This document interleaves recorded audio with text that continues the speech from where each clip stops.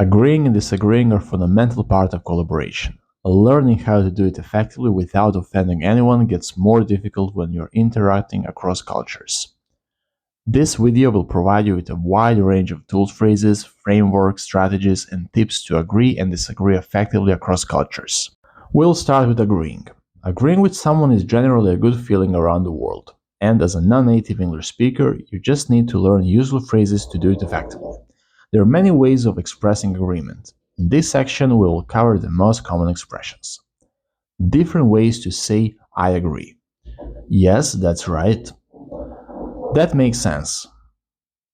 I'm with you. I think so. I believe so too. I see what you mean, and I must agree with you. I see it that way too. I was just going to say that. You have a point there. That's a very good point. That's so true. Yes, of course. Yeah, absolutely. I feel the same way. I know, right? That's for sure. No doubt about it. We see eye to eye. We are on the same page. Ways to show that you strongly agree. Absolutely. I'm 100% with you. I couldn't agree more. You're absolutely right. I completely agree with you on that. I really agree with you on that. I totally agree with you on that. I absolutely agree with you on that. I honestly agree with you on that. I truly agree with you on that. Express partial agreement. Use these phrases when you agree with part of what someone is saying, but not everything. I agree with you up to a point, but while I agree with, I think, I see where you're coming from, and I'm with you, but that's true, but while I see how this is true, I'm still on the fence about. To be on the fence is an idiom that expresses uncertainty. Agreeing across cultures. Agreeing is generally very similar across cultures. However, some cultures tend to be more enthusiastic than others. For example, in the USA, people tend to use upgraders to agree with other people. This means that they may say things like, oh, absolutely, even when they don't agree 100%. Understanding these nuances will help you create the right expectations when having a conversation. Phrases and tips for disagreeing. Now, disagreeing can be uncomfortable for many people, especially in professional environments and speaking in a second language. In this section, we will look at useful phrases for disagreeing, and you will learn an effective framework to disagree politely. Different ways to say I disagree. I'm not so sure about that. I'm not sure I would agree with that. I respectfully disagree. That's not always true. To be honest, I don't agree with that. That might be true, but yes, but I beg to differ. Formal, more common in the UK. Let's agree to disagree. This expression is used to finish a discussion when you decide not to argue anymore about the difference of opinion, even when the parties haven't found a solution. How to strongly disagree in English. The truth is, we very rarely strongly disagree in English. In most cases, we soften our disagreement. However, if you hear a comment that is unacceptable or unprofessional, and you still want to be adamant about it, you may use one of the expressions below. I don't agree. I totally disagree. Absolutely not. That's not right. I'm not sure about that. I'm sorry, but that's totally unacceptable. I'm sorry, but there is no way I can accept that. I have a completely different opinion on that. How to disagree politely. First, show that you understand the other person's opinion. I see what you are saying, but I think I take your point, but that's not the way I see it. True, that's a fair point, but I have to say I disagree. I understand where you're coming from, but apologize before introducing your disagreement.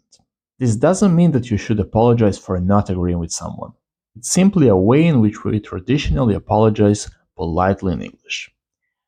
I'm sorry, but I don't agree with that. I regret to say that I don't see it the same way. I apologize, but I need to disagree with that. Pretend to be in the middle or unsure about your position.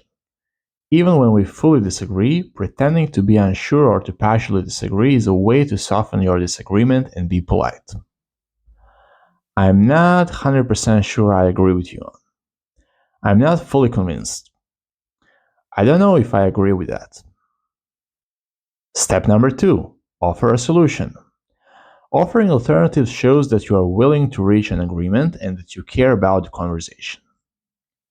The way I would go about it is my suggestion would be to instead, I wonder if we could, an alternative solution might be. General tips on disagreeing. If you get emotional during debates, try referring to yourself in the third person. Self-distancing allows you to stay cool while you share your opinions. For example, imagine you ask for a pay rise and your manager offers you a very small increase. You can either tell them, I disagree with this offer, it's unfair because I work hard, or you can use the third person and say, this amount doesn't match the current market standards. See how in the second one you are detaching yourself from the situation. Keep in mind that your own actions may be interpreted differently in different cultures and by different people. Develop your cultural intelligence and be mindful of potential differences in communication styles. Cultural differences in agreeing and disagreeing. Have you noticed that some people feel very uncomfortable confronting other people while others feel totally fine openly saying they disagree? Apart from individual differences, it may also be influenced by the culture they grew up with. Confrontational versus non-confrontational cultures. In confrontational cultures, finding the truth or the best solution possible is a priority. In these cultures, disagreement and debate are considered positive for the group and will not negatively impact the relationship. These cultures are comfortably open in saying, I completely disagree. Some of the most confrontational cultures are Israel, France, Germany, Russia, and the Netherlands.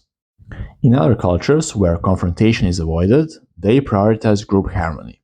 In these cultures, disagreement and debate are considered negative for the group. It is inappropriate to openly disagree with someone, and it may negatively impact the relationship. Indonesia, Japan, Thailand, Ghana, or China are some examples. In these cultures, protecting another person's face is more important than stating what you believe is correct. Quick tips to disagree if you are from a confrontational culture. If you are from a rather confrontational culture like Germany, France, Russia, Netherlands, Denmark, or Italy, and you need to cooperate with people from more reserved cultures, here are some quick tips. Don't corner people or force them to speak up. Find ways to brainstorm anonymously. Have a meeting before the main meeting. Give people notice to prep their ideas before the meeting. Consider one-on-one meetings. If you are the manager, consider not participating in some brainstorming sessions. Quick tips to disagree if you are from a non-confrontational culture. If you are from a culture that prefers to avoid disagreeing openly, such as Japan, India, Mexico, Sweden, China, or Saudi Arabia, and you are working with people from more confrontational cultures, you can follow these quick tips. Don't take their confrontation personally. Using a positive language may make it easier for you to speak up and you will make sure it's well received by others. Talk to your colleagues and manager about how you like to work. Inspiring quotes about agreeing and disagreeing. Don't raise your voice. Improve your argument. Great workplace cultures do not need agreement as much as they need to create room for disagreement. You can disagree without being disagreeable. For good ideas and true innovation, you need human interaction, conflict, argument, debate. I may disagree with you, but I am not against you. Our agreement or disagreement is at times based on misunderstanding. We seldom learn much from someone with whom we agree.